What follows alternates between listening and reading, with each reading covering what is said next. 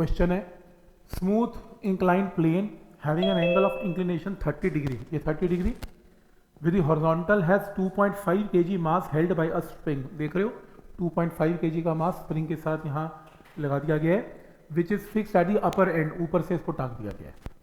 अब होगा क्या, ये ब्लॉक नीचे गिरने की कोशिश कर रहा है बिकॉज ऑफ इट्स वेट का कॉम्पोनेंट mg साइन 30, और रिस्टोरिंग फोर्स पीछे एक्ट करेगी कितनी, kx, तो इक्विलिब्रियम पोजीशन आ जाएगी।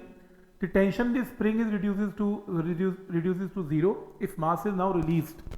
अब टेंशन जीरो कैसे हुई, आपने इसको यानी कि पकड़ के रखा हुआ है, अब छोड़ दें, छोड़ते ही ये थोड़ा क्या करेगा, ये स्प्रिंग मास सिस्टम मूव करेगा। तो कह रहा है कि इस केस में बताओ कि इसका टाइम पीरियड क्या होगा, ये क्वेश्चन है। एंगल ओमेगा क्या होगा, ये क्वेश्चन है।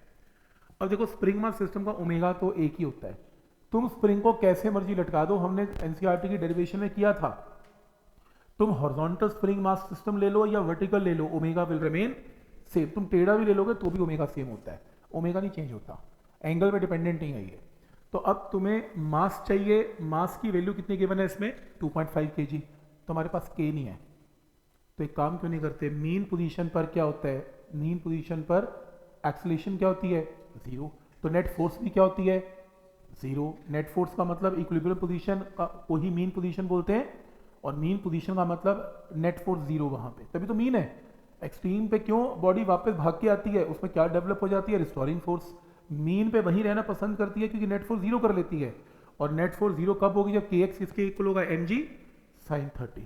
तुम्हें m पता है, g पता है, साइन 30 पता है, और तुम्हें डिस्प्लेसमेंट भी पता है 2.5 मीटर की। तो यहाँ से आपके पास क्या आ गया, k की वैल्यू आ गई, बस आंसर आ गया, k आ गया।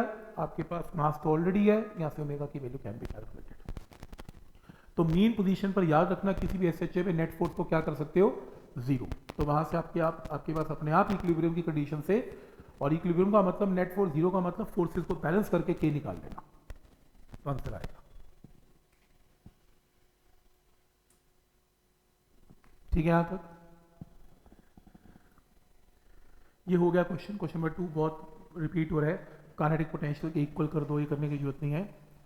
क्वेश्चन नंबर 3 भी हो गया, मैक्सिमम वेलोसिटी मैक्सिमम एक्सेलरेशन पता है, ए और ओमेगा निकालो, रिपीट है। क्वेश्चन नंबर 4, अच्छा डायग्राम नहीं है इसमें, छोड़ दो इसे, डायग्राम देना चाहिए था इसे। ये करो, 5th करो। 3 मासेस 700 ग्राम, 500 ग्राम, 400 ग्राम। ओ एस शोन के फिगर है यार, इसकी फिगर नहीं पता नहीं कहाँ, ऐसी कर लो, फिगर की जरूरत नहीं है यार, छोड़ो, फिर ऐसे सोचते हैं, बस खुद ही बना लो, खुद ही बना लो। अब करो, स्प्रिंग ले लो, 3 मास टांग दो, फिगर क्या चाहिए तुम्हें, ये लो, मैं बना देता हूँ फिगर, ये लो, ये रही एक स्प्रिंग है, एंड ऑफ द स्प्रिंग पे कितना लगा दिया, एक 700 लगा दिया, एक 500 लगा दिया, और एक 400 ग्राम, ये लो। ठीक है, पढ़ रहा हूँ question. When 700 gram mass is removed, नहीं कुछ नहीं है, बस स्प्रिंग के साथ टांग दिया, तो 700 को हटा दिया, 500 और 400 रह गए। तो कह रहा है कि इसके अंदर system oscillate with a time period of 3 second. तो फिर टाइम पीरियड का फॉर्मूला क्या है, 3 = 2π√m/k। मास में क्या लगा होगा, इसलिए 500 और 400, 700 तो है ही नहीं। फिर दूसरे केस में कह रहे हैं 500 इज ऑल्सो रिमूव, 500 भी हटा दिया, लो 500 भी हट गया, तो नया टाइम पीरियड क्या होगा, ये क्वेश्चन है। तो अगली इक्वेशन क्या बनेगी, अगली इक्वेशन बनेगी 2π√, सिर्फ और सिर्फ 400/k, इक्वेशन नंबर 2। तो ये इक्वेशन नंबर 1 है, इक्वेशन नंबर 2 है, तुम 2 को 1 से डिवाइड कर लो, k से k कैंसिल हो जाएगा, t' आ जाएगा इन टर्म्स ऑफ t, दोनों को डिवाइड कर लेना, आंसर आ जाएगा। पॉइंट समझ में आ रहा है यहाँ तक कि क्या इसका लॉजिक है।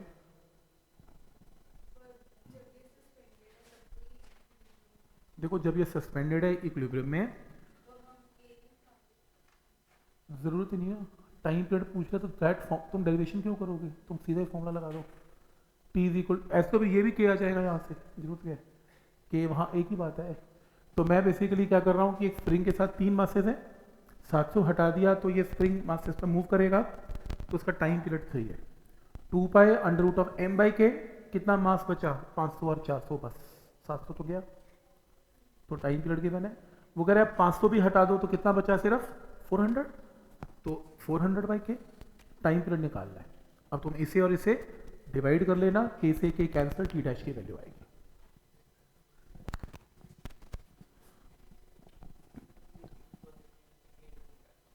हाँ एक ही बात है, डिवाइड कर दिया, के ढूंढना एक ही बात है। ऐसा क्वेश्चन एनसीईआरटी में भी बहुत बार कर लिया, ये आपके टेस्ट के अंदर भी डाला गया था, याद करो, ए 10 और ओमेगा निकालने वाला। तो इजी क्वेश्चन है, रिपीट हो चुका काफ़ी बार। एम्पलीट्यूड हमें निकालना आता है। नेक्स्ट 8,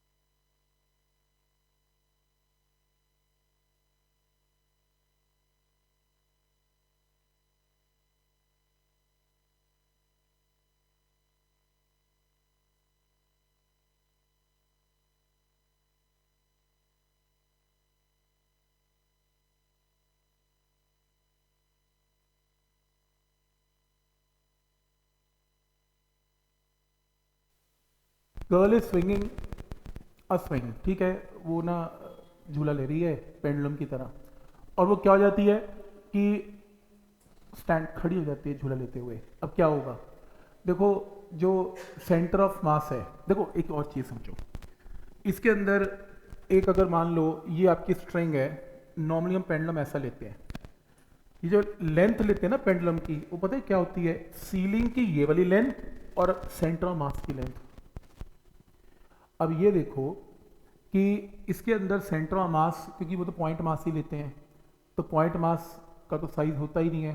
पर अगर मैं इमेजिन करो नया क्वेश्चन बनाऊं, इसका क्वेश्चन को तो बाद में करते हैं, ये रहा क्वेश्चन ऐसा आता है, इसमें पानी भरा हुआ है, अब ये पेंडुलम है, अब टाइम पीरियड का क्या होगा, बोलो इसका टाइम पीरियड क्या होगा। इसकी लेंथ ये रही, सेंटर ऑफ मास से ली जाएगी, तो इसकी लेंथ ये ली जाएगी। अब बोलो ये झूला और मान लो ये लेंथ है, ये लीक हो रहा है, पानी लीक हो गया, नीचे गिर रहा है, ड्रॉप ड्रॉप ड्रॉप। अब टाइम पीरियड का क्या होगा, बोलो डिक्रीज होगा। तो टाइम पीरियड का फॉर्मूला क्या है, 2 pi under root of L by G. देखें पहले लेंथ क्या थी, यहां से यहां तक थी, पानी लीक हो रहा है तो सेंटर ऑफ मास नीचे जा रहा है, पानी आधा रह गया, सेंटर ऑफ मास तो पानी के अंदर रहेगा ना, तो सेंटर ऑफ मास यहां जाए, पानी आधा रह गया, सेंटर ऑफ मास यहां शिफ्ट हो गया, पहले पानी पूरा था, पानी लीक होता जा रहा है, सेंटर ऑफ मास नीचे नीचे नीचे नीचे, लेंथ बढ़ती जाएगी, टाइम पीरियड बढ़ता जाएगा, पानी खाली, सेंटर ऑफ मास फिर हवा में सेंटर ऑफ मास पे, तो टाइम पीरियड पहले एल बढ़ेगा बढ़ेगा, फिर एकदम खाली हो जाएगा, ये बॉल बिल्कुल खाली हो जाएगी, सेंटर ऑफ मास फिर हवा में आ जाएगा, लेंथ फिर डिक्रीज होगी पहले से, तो डिक्रीज हुई तो टाइम पीरियड बाद में क्या हो जाएगा, डिक्रीज। तो पहले टाइम पीरियड बढ़ेगा फिर टाइम पीरियड घटेगा, ठीक है ना, इंक्रीज देन डिक्रीज, ऐसे लिखना है। गिवन होगा, ऑप्शन होगा उसमें कि टाइम पीरियड की वैल्यू पहले बढ़ेगी, नीचे जब तक पानी खाली नहीं होगा, जब पानी खाली हो जाएगा तो लेंथ घट जाएगी, सेंटर ऑफ मास ऊपर आ गया तो टाइम पीरियड डिक्रीज हो जाएगा। दोनों आंसर आएंगे। सेम है गर्ल के साथ, नहीं मास तो है ना, बॉल का मास तो है ही, ठीक है। तो इसमें अब वो कह रहे हैं कि इसके अंदर अब मान लो कोई बच्चा झूला ले रहा है, बैठा है तो सेंटर ऑफ मास उसका नीचे है, खड़ा हो गया सेंटर ऑफ मास ऊपर हो गया, तो लेंथ डिक्रीज हो गई, घट गई, लेंथ डिक्रीज हो गई तो टाइम पीरियड घट गया, डिक्रीज मार्क करना, ठीक है यहाँ तक, क्योंकि यहाँ पर वो पानी वाला केस नहीं है, पर मैंने आपको दोनों केस डिस्कस करके बता दिया कि टाइम पीरियड्स को कैसे आंसर देना है। नेक्स्ट है, ये ना +2 का क्वेश्चन है, +2 के इलेक्ट्रोस्टैट्स में ऐसे क्वेश्चन आते हैं। तो uniform vertical field E, electric field है ई, वैसे +2 भी कर सकते हैं, कोई बड़ी बात नहीं है, पर अभी चल रहा है तो एक बता ही देता हूँ। तो कह रहा है कि यहाँ पर ना एक पेंडुलम है और इलेक्ट्रिक फील्ड गिवन है, ये चलो मेरी तरफ से गिवन कर लो, प्लस और माइनस चार्ज है, और वैसे बता देता हूँ इलेक्ट्रिक फील्ड जो होता है ना, उसकी डायरेक्शन जो होती है वो पॉजिटिव से नेगेटिव होती है, जैसे ग्रेविटेशनल फील्ड ऐसे इलेक्ट्रिक फील्ड होता है, तो उसकी डायरेक्शन ऊपर की तरफ होती है। और ये भी एक शॉर्टकट है, अब ये भी बताना पड़ेगा मुझे कि जो इलेक्ट्रिक, ये आपको पता भी है रादर, ग्रेविटेशनल फील्ड इंटेंसिटी का फॉर्मूला क्या होता था, फोर्स बाय मास, याद है। इलेक्ट्रिक फील्ड इंटेंसिटी का फॉर्मूला होता है force by charge, force by charge.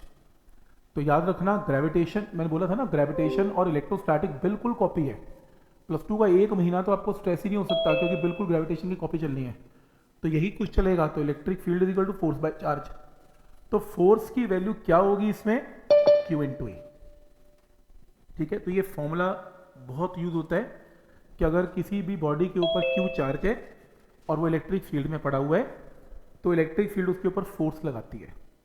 अब डायरेक्शन ऑफ फोर्स क्या होती है, जिस डायरेक्शन में E है उसी डायरेक्शन में F है, और इलेक्ट्रिक फील्ड की डायरेक्शन कहां से कहां बताई मैंने, पॉजिटिव से नेगेटिव, तो फोर्स की डायरेक्शन भी कहां लगेगी, पॉजिटिव से नेगेटिव।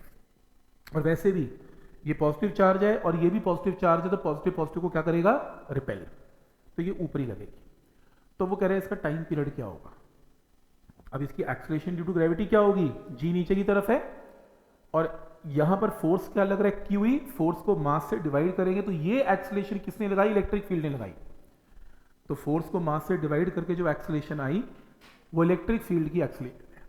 अब नेट एक्सेलरेशन क्या होगी, जी में से ए को क्या कर दिया, -g' आ गया, तो टाइम पीरियड नया क्या बनेगा, 2 pi under root of L by G dash, ये आंसर आएगा।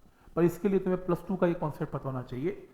नहीं भी अगर आ रहा है तो कोई टेंशन मत लें, इस क्वेश्चन को छोड़ दें, +2 के असाइनमेंट्स में ऐसे भरे पड़े हैं क्वेश्चन।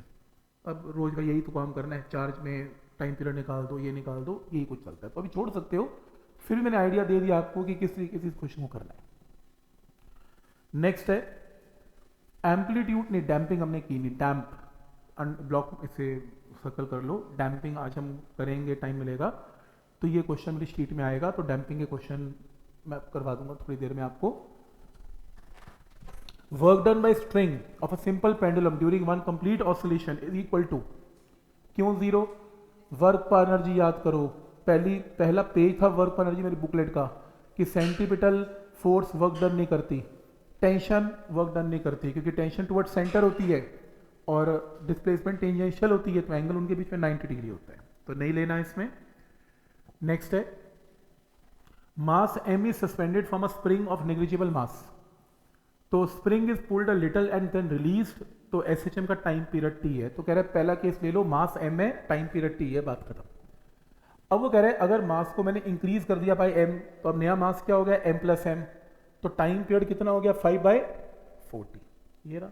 तो मास की रेशियो निकालनी है, कुछ मत करो, दो ही इक्वेशन बना लो, दोनों को डिवाइड कर लेना, डिवाइड करके आपके पास मास की रेशियो आएगी, k से क्या हो जाएगा, कैंसिल। तो पॉइंट समझ में आ रहा है यहाँ तक, क्या लॉजिक है इसमें। तो पहले मास m है अकेला, अब सेकेंड केस में मास m प्लस m है, तो टाइम पीरियड पहले केस में t है, दूसरे केस में 5t/4 है, आप इन्हें डिवाइड कर लें, डिवाइड करके आपके पास आंसर आएगा।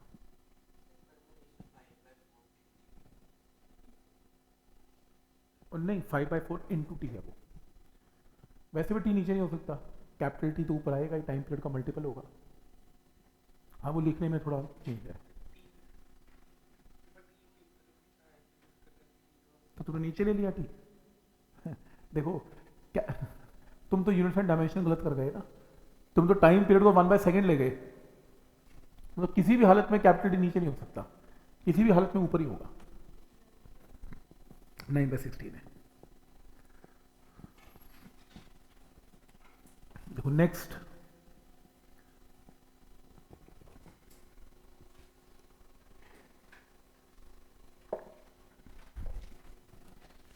mass m is suspended from a light spring, an additional mass m added displaces the spring further by a distance of x. Now the combined mass will oscillate in a time period equal to what? मुझे एक बात बताओ, एक मास m ना spring के साथ लगा हुआ है और वो रेस्ट पे है, तुमने एक और मास लगाया स्मॉल m, ध्यान से स्मॉल m तुमने जब लगाया तो स्प्रिंग x डिस्प्लेस हुआ, तो ये जो डिस्प्लेसमेंट x है ना, ये डिस्प्लेसमेंट m प्लस n की वजह से नहीं है, ये छोटे m की वजह से है, क्योंकि m तो आराम कर रहा था, इक्विलिब्रियम पोजीशन पे था। वो कह रहा है एडिशनल मास जब लगाया स्मॉल m, उसने वेट लगाया mg, तो स्प्रिंग एक्सपैंड हो गया बाय x, तो एडिशनल वेट कितना है mg और एक्सपेंशन कितनी है x, तो equilibrium mg is equal to kx, तो k आ गया। अब कह रहा है टाइम पीरियड क्या होगा, क्योंकि तुमने दो मासेस लगाए हैं, तो यहां पर टोटल मास बाय k, और तुम k को यहां से ये वैल्यू पुट करके ऑप्शन मार्क कर लेना, आंसर आएगा। नहीं अपने को तो टाइम पीरियड में k चाहिए ना,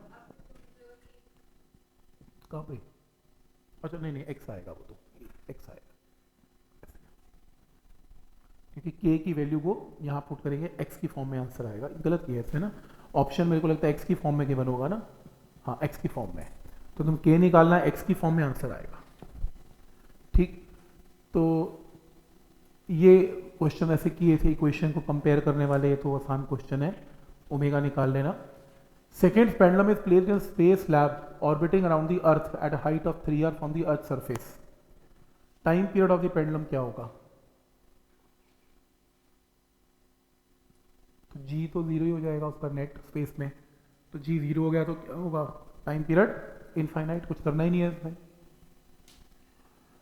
एनर्जी का इजी क्वेश्चन है ये, 16th आसान होमवर्क लिखो इसे, 17th भी वैसे तो इजी है, देख लो एक बार 17th, g0 कहाँ पे है वो, कितनी हाइट पे है?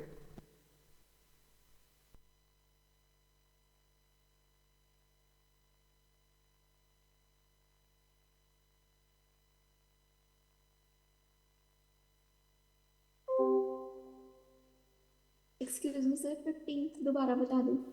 Question number 15। हाँ, मैं वही डिस्कस कर रहा हूँ इसमें। 15th क्वेश्चन के अंदर ये डिस्कशन हो रही है कि हाइट बहुत ज़्यादा है 3r, है ना। देखो एक काम करते हैं, देखो ऐसा करते हैं एक्चुअल में ये होना है 2 pi under root of L by G, right. G dash की वैल्यू ये बनती है r बाई आर प्लस कितनी हाइट है 3r फ्रॉम अर्थ सरफेस, अर्थ की सरफेस ये बनती है। तो तुम यहां से जरा एक काम करो, जी डैश निकालो, उस जी डैश को यहां पे पुट करो 2 pi under root of L divided by G dash, तो आपका टाइम पीरियड आएगा। जरा चेक कर लो, क्योंकि वो पहले कह रहे सेकेंड पेंडुलम है, सेकेंड पेंडुलम का टाइम पीरियड वैसे क्या होता है 2 सेकेंड। तुम्हारा नया टाइम पीरियड क्या होगा, ये क्या होगा, जरा सॉल्व करना। क्या ये तीन वैल्यूज मैच कर रही हैं या तीनों? देखो जीरो जीरो तो हो नहीं रहा, ठीक है।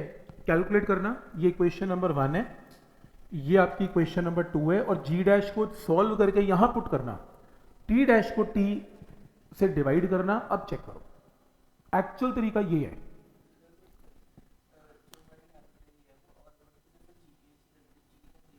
थ्री आर तो बहुत ज्यादा है ना यार।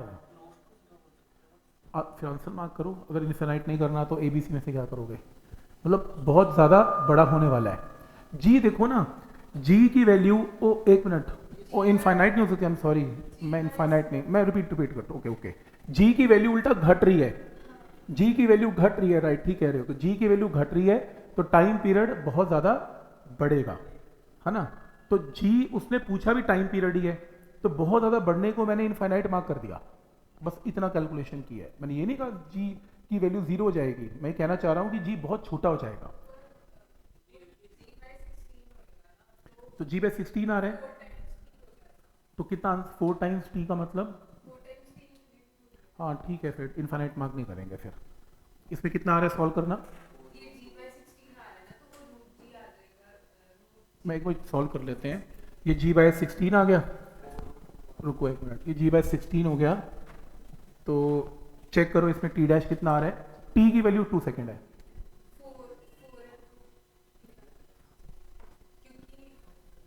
टी डैश कितना आ रहा है 4 इंटू टी, 4 इंटू टी तो मतलब 4 इंटू 2 8 आ गया।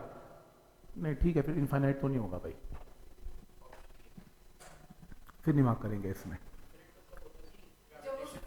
सॉल्व नहीं किया ना, तो जी स्पेस से बाहर चला जाता, ग्रेविटी के पुल से बाहर चला जाता, फिर इनफाइनाइट है। उसने हाइट दे दी ना, हाइट दिया है तो फिर गड़बड़ हो गई उसमें 3r के साथ, तो फिर ऑप्शन मार्क करिए, इसको रॉन्ग करो, सही नहीं है ये। नहीं, प्रॉब्लम पता है क्या है, देखो हमारा एक फिक्स्ड आंसर आ रहा है और वो फिक्स्ड आंसर दे भी रहा है ना, तो फिर ये 8 सेकेंड इनफाइनाइट की तरफ जाएगा नहीं उस हिसाब से।